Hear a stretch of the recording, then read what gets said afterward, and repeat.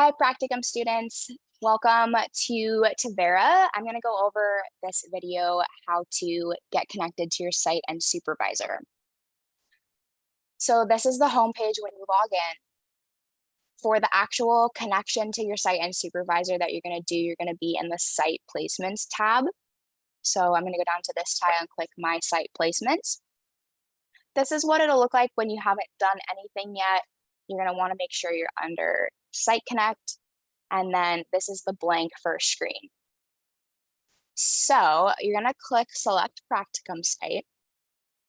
And this is going to pull up the list of all the practicum sites that we already have approved as options for you.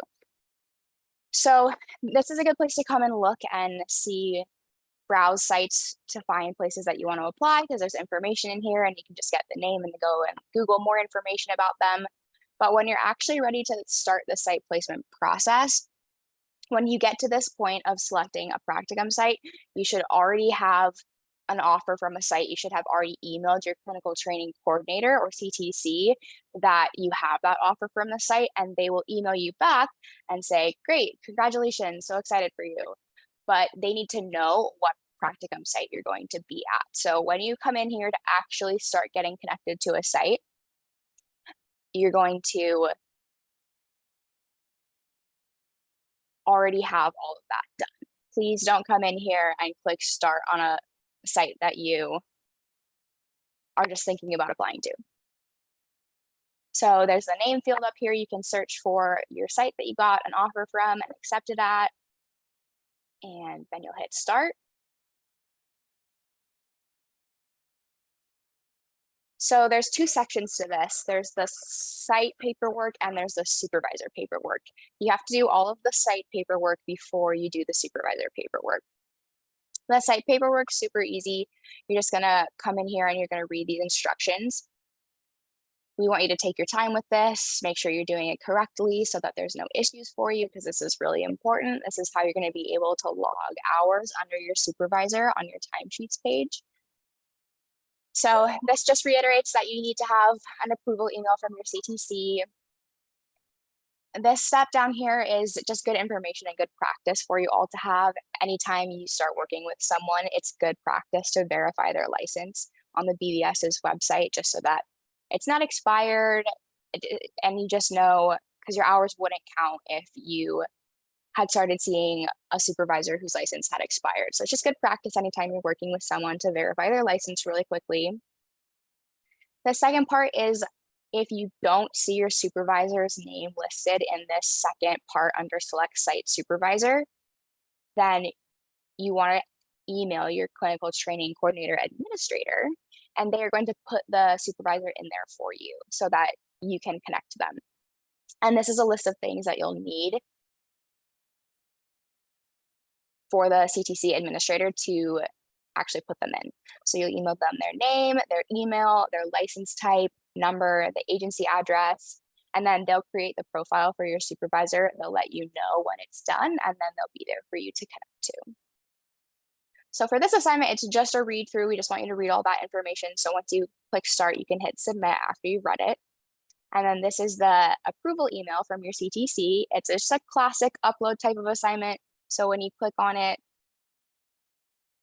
this reiterates that information about not seeing your supervisor above. You can click start and then upload. The easiest way to do this is just to have a screenshot of the email exchange between you and your CTC.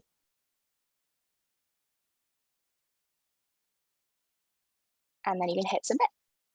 So it's going to prompt this. Clinical training approvers need to review the assignment, and you're going to hit submit. And you'll see that now it's waiting on the clinical training approvers. What that means is the clinical training coordinator administrator most likely is going to go in and they're going to actually look at the screenshot you uploaded and make sure that it's an exchange between you and your CTC, and that the CTC said, yes, proceed with the offer from this site. I would give it about 24 to 48 hours probably for them to actually approve this.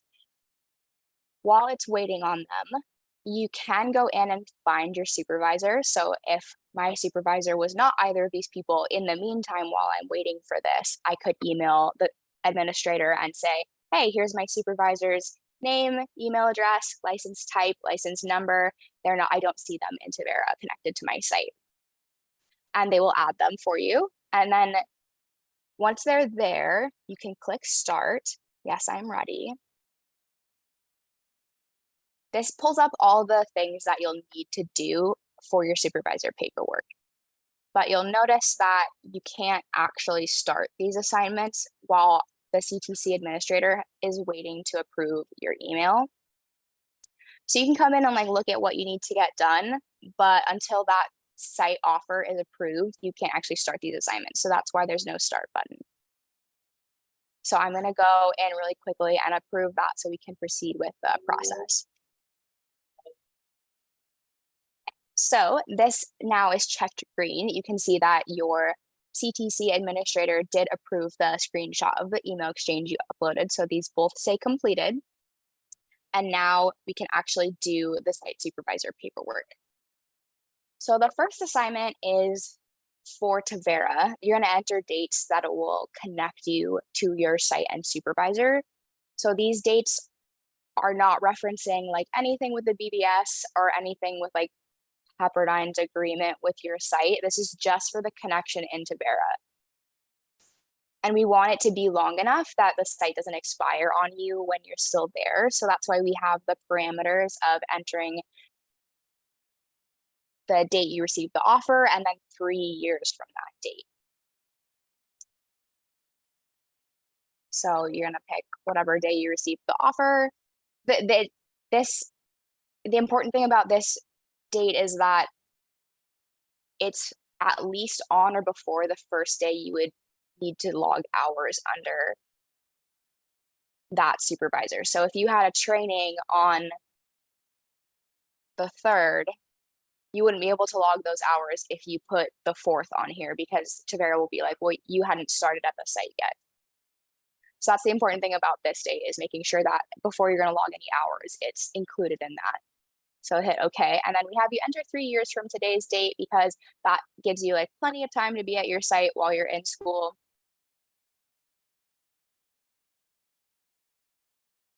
And that way it doesn't expire on you. And again, it doesn't have to be completely perfect. But you're just going to enter those dates. They activate your site and supervisor connection, and then hit submit. And this also goes to the CTC administrator to approve, just to make sure that you didn't put anything in for dates that will set you back later. The BBS supervision agreement is the second assignment in the site placement process. This one's really important. This is actually a California licensure form. You'll do this for every supervisor you work with that you log hours under, that's going to be signing weekly logs. So this needs to go out to every supervisor you work with. For Tavera, we have you just go to the BBS's website and grab the actual PDF of the supervision agreement. And you're going to download this. You're going to fill out your part. You're going to send it to your supervisor. Once they sign it, you have 60 days to try to get it done as soon as possible so it doesn't get away from you. Once you have the signed PDF, this is just an upload type of assignment too. So you're going to come, click start, browse, upload your supervision agreement, and then hit submit. So this also goes to the reviewers, because we just want to make sure that you're actually uploading a signed copy so that we know you have one, and that it's filled out correctly. There does need to be actual information in the supervisory plan, for example. So we just like read through it really quickly and make sure that it's good to go for when you apply for licensure. So we're waiting on both of those. And then the last two are the 4-way agreement. This 4-way agreement form is the legal document for Pepperdine that you are contracted to work at the site. So this has to be on file with Pepperdine for you to graduate. We give you 30 days to get it in, but it's super important. You can't graduate without having this form finished. So again, get it done as soon as possible. This option A is the traditional 4-way agreement. It has the agency director sign, your primary supervisor, you, and then the campus CTC. So that's the 4 people on the 4-way. This is the one you will use if you're connecting to your first supervisor at a site. So if I'm working at test site 4 and I'm connecting to GN supervisor test, and she's my first supervisor there, then I'm going to use this one because we want the agency director to sign. We want GN supervisor test to sign. I want to sign, and my campus CTC wants to sign.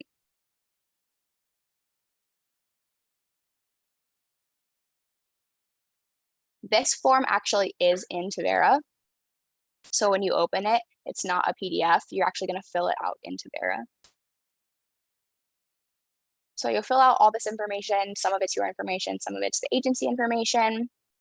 Most of it you're going to leave blank because your supervisor is going to fill out all the information about how they're going to supervise you.